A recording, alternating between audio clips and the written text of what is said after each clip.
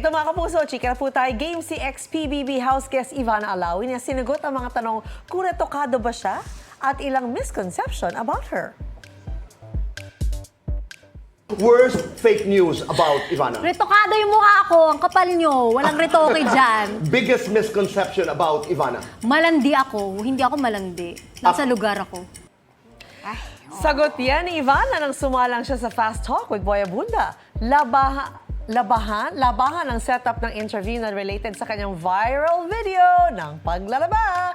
Guilty naman daw si Ivana sa paggastos para sa lalaki. Pero sa ngayon, single daw siya. Shinare din ni Ivana ang kanyang starstruck journey noong 2015 at marami raw siyang lessons na natutuhan. May bonus pang acting challenge at napag-usapan din nila ang pagiging content creator ni Ivana at kung magkano ang kanyang kinikita.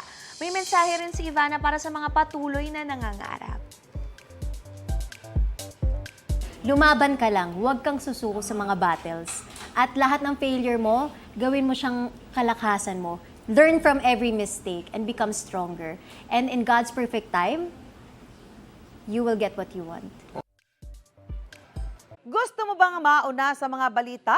Mag-subscribe na sa GMA Integrated News sa YouTube at tumutok sa unang balita.